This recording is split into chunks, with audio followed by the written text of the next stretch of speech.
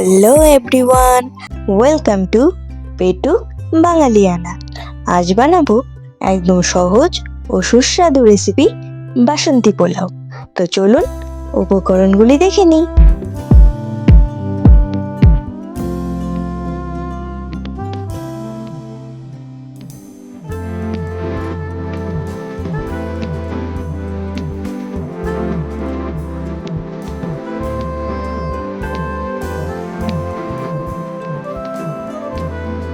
এখানে আমি 4 কাপ গোবিন্দভোগ চাল নিয়েছি।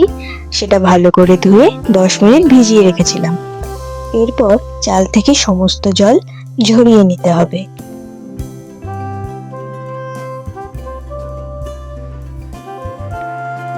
এরপর চলে যাচ্ছি পরের স্টেপে।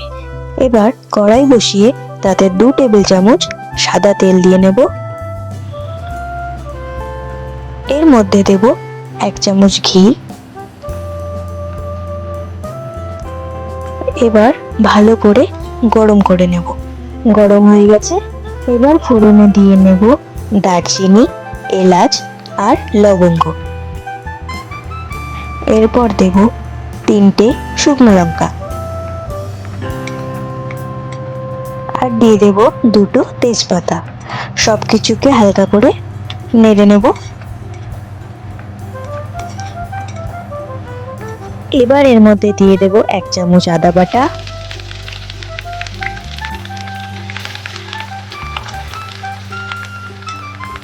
আর দিয়ে দেব 1/4 কাপ করে কাজু আর কিশমিশ। সবকিছুকে ভালো করে ভেজে নেব।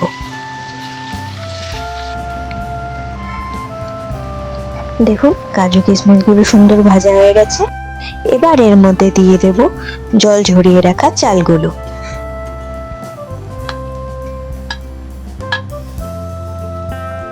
এবার সবকিছু একসঙ্গে ভেজে নেব।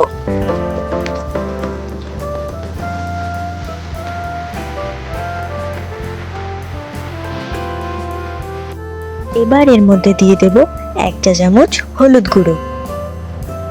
তারপর আবার কিছুক্ষণ ভেজে নেব।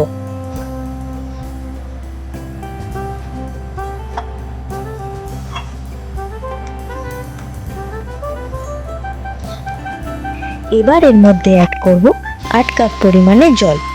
অবশ্যই কিন্তু গরম জল অ্যাড করতে হবে। যেহেতু আমি 4 কাপ চাল নিয়েছিলাম, তাই এখানে 8 কাপ জল ব্যবহার করছি। এখানে কিন্তু জলের পরিমাণটা খুবই ইম্পর্টেন্ট। জল যদি ঠিকভাবে না হয় তবে কিন্তু পোলাও খেতে একদমই ভালো হবে না। তাই আপনারা যতটা চাল নেবেন ঠিক তার ডাবল পরিমাণে জল দেবেন। এটা কিন্তু অবশ্যই মাথায় রাখবেন। এবার এখানে দিয়ে দেব স্বাদ মতো লবণ।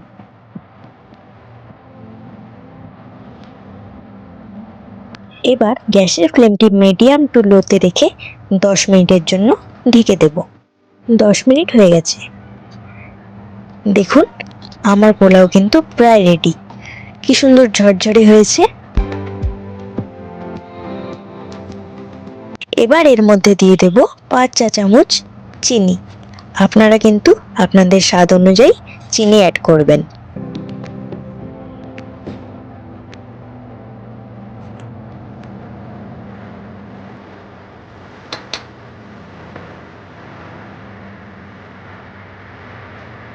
আমাদের পোলাও কিন্তু প্রায় রেডি। এবার এর মধ্যে দিয়ে দিচ্ছি ঘি।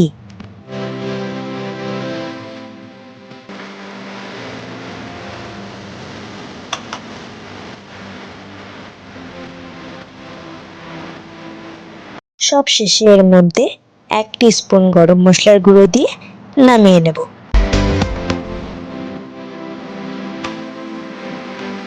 তৈরি হয়ে গেল আমাদের আজকের রেসিপি বাসন্তী পোলাও।